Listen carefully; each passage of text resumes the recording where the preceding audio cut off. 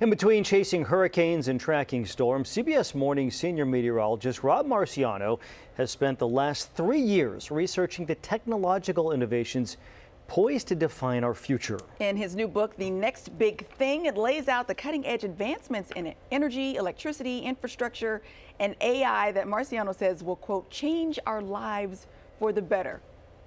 Rob joining us this morning to talk more about it. Good morning. Thanks for being with us. Hey, John. Hey, Courtney. Great to be with you. Wish I was on the West Coast right now. How you guys doing? Yeah, we've got great weather right now. So we obviously know you as a meteorologist focused on weather, but the technological stuff, this is not just weather-related stuff that you've researched, correct? No, it's not. Although all of it's kind of related, and I do tell a few storm stories, and certainly AI plays a role in some of our weather computer models.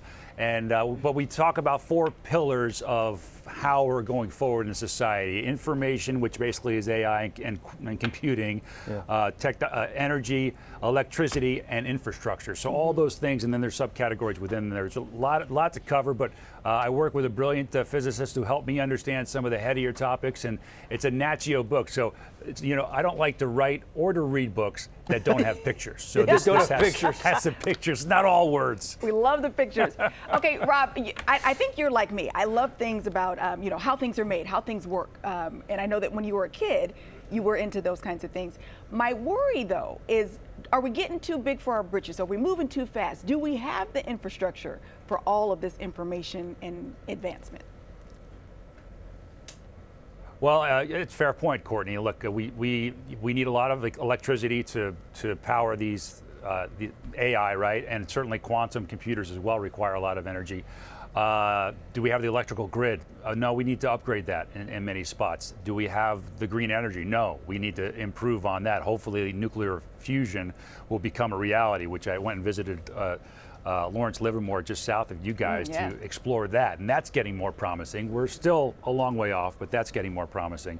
And then obviously we got to have some guardrails to the AI revolution, because that's happening so quickly. And I think of all the future anxiety, the AI anxiety might have people a little bit more worried. And I'm cautiously optimistic about that, and the experts I talk to say, look, if we're smart enough to develop this with an on switch, we have an off switch, and we just got to keep it out of bad hands and keep those guardrails and regulations on, and we'll just be fine. They said the same thing about the printing press, way back when, that was going to destroy society. So this has happened in human history, and I think there's reason to be optimistic going forward. So one of the things you said is you want to change the way we talk about the future in terms of technology. So in your opinion, then what's wrong with the way we talk about it now? Well, John, you make me sound so judgy. Sorry, I didn't mean to do that. No. I'm sure it's in the script or something. But no, look, it feels negative, right? It feels fearful looking forward, and that's part of the age that we're in. Be it the media, be it social media, be it whatever.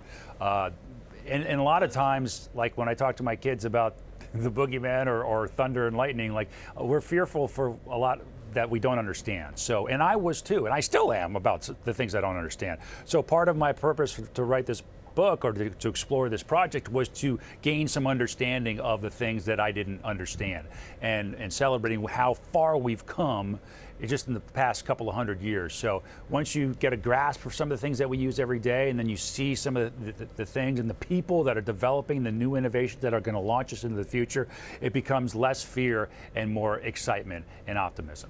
Well, dude, you wrote a whole book, and it's good stuff. You have to feel good about that. Yeah, my mother would never believe it for sure, nor my father. So I'm very happy.